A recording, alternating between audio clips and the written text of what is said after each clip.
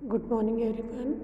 मैं doctor Maya Agarwal, assistant professor SPC government college Ajmer. Student, आज का हमारा टॉपिक है मिस्टेक। इसके सेक्शन है 20, 21 एंड 22।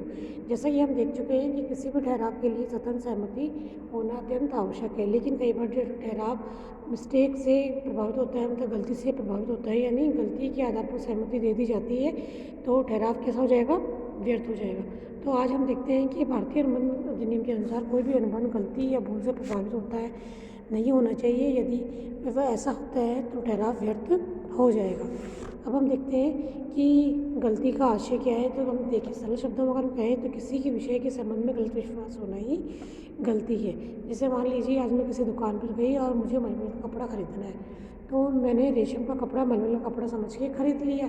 तो यहाँ मेरी गलती है कि मैंने उसको मलमल को रेशम का समझ के खरीद लिया। तो कहने का आशय गलती के जो होती है किसी भी चीज़ में गलत विश्वास के कारण होती है। तो अब हम देखते हैं गलती के लक्षण कि गलती के क्या लक्षण होते हैं, क्या उसके पॉइंट होते हैं। तो देखिए, सबसे पहले तो जब भी हम बात करते हैं तो गलती दोनों पक्षकारों में से किसी एक की हो सकती है, दोनों की हो सकती है। यानी जब ठहराव के लिए दोनों ही पक्षकार गलती में से कोई एक पक्षकार गलती करता है तो ठहराव गलती से प्रभावित माना जाता है। और गलती हो सकती है तथ्य संबंधी गलती हो सकती है, और उसी सदन को आवश्यक तथ्य के संबंध में भी गलती हो सकती है। तो गलती के आधार पर जो भी ठहराव प्रभावित होगा व्यर्थ माना जाएगा। इसी तरह अगर हम देखें तो गलती के जो उद्देश्य होते हैं बच्चों, धोखा देना नहीं होता है। गलती बाय मिस्टेक हो जाती है, जिसका प्रभाव अनुमति पर पड़ता है कि अनुमति क्या हो जाता है? व्यर्थ हो जाता है। आज हम देखें गलती के प्रकार। तो गलती भी कई प्रकार की हो सकती है। तो देखिए, जैसे अगर हम देखें गलती या भूल के प्रकार हम देखें तो सेक्शन 20, 21, 22 कहती है कि गलतियाँ दो तरह की हो सकती है। पहली तो है राजनियम संबंधी गलती। राजनियम संबंधी गलती मतलब कानून संबंधी गलती, जो भारतीय कानून संबंधी हो सकती है और विदेशी कानून संबंधी गलती भी हो सकती है। दूसरी जो गलती हो सकती है वो है हमारी तथ्य संबंधी गलती, मतलब फैक्ट संबंधी रिलेटेड गलती।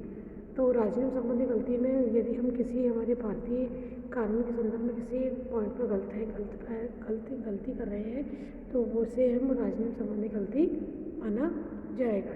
इसी तरह अगर हम देखें तो जो विदेशी राजनियम संबंधी गलती का आशय है कि जो विदेशी राजनियम लागू हो उनके संबंध में अगर कोई पक्षकार दूसरे देश या विदेशी राजनियम संबंध में गलती कर देते हैं तो ऐसी गलती को विदेशी राजनियम संबंधी गलती माना जाता है। तो ऐसी स्थिति में जो गलती हुई है उसका अनुमति की वैधता पर वही प्रभाव पड़ेगा जो तथ्य संबंधी गलती का होता है।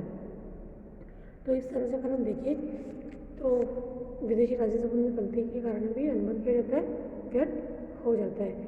इसी प्रकार अगर हम देखें तथ्य संबंधी गलती, तथ्य संबंधी गलती means mistake of fact. Section 20, जब गलती अनुबंध या महत्वपूर्ण तथ्य या विषय वस्तु के संबंध में होती है तो ऐसी गलती को हम तथ्य संबंधी या विषय वस्तु संबंधी गलती कहते हैं। अब ये गलतियाँ दो तरह की हो सकती है। इसमें हम देंगे द्विपक्षीय गलतियाँ एंड एक पक्षीय गलती।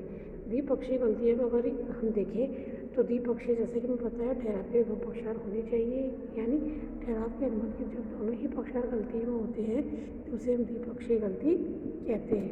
इसी प्रकार अगर हम देखें एक पक्षीय गलती, जो ठहराव का एक पक्ष जो होता है गलती पर है तो उसे कहते हैं एक पक्षीय गलती। तो इस प्रकार अगर हम देखें जो मिस्टेक है किसी भी ठहराव के अनुबंध को प्रभावित करती है, क्योंकि गलती के आधार पर किए गए ठहराव में जो गलती होती है उससे अनुबंध क्या होता है? ठहराव क्या होता है? व्यर्थ हो जाता है, वो कभी भी अनुबंध का रूप नहीं ले पाता है। तो बच्चों हमें ये देखना है कि हमारा जो टॉपिक जो स्टार्ट हमने किया था वो था जो स्वतंत्र सहमति, जो हमने देखा था पिछले लेक्चर से देख चुके हैं।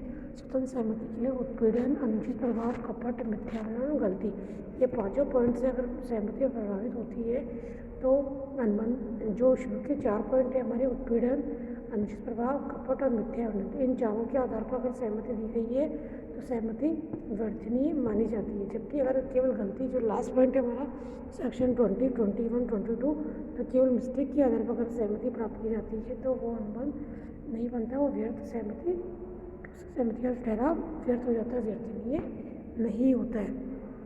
तो इस तरह से जब भी हम ठहराव से प्रति सहमति प्राप्त करते हैं हमें विशेष ध्यान रखना है कि सहमति जो है उत्पीड़न,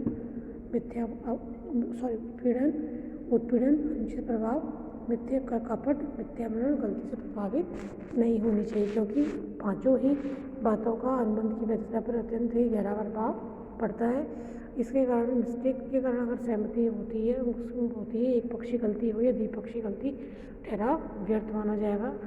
वो ठहराव ही बना रहेगा, अनुबंध नहीं बनेगा, क्योंकि वो गलती से प्रभावित माना जाएगा। इसलिए हमें हमेशा ध्यान रखना है कि हमें प्रयास करना चाहिए कि हमारा ठहराव जो बने कभी भी अनुबंध गलती से प्रभावित नहीं होना चाहिए। तो इस तरह से अगर हम देखें तो गलती भी इस तरह से ठहराव को प्रभावित करती है। तो अगर हम देखें कि गलती का प्रभाव अगर हम देखें तो जब ठहराव के दोनों ही पक्षकार गलती पर होते हैं तो ठहराव पूर्णतः व्यर्थ माना जाएगा।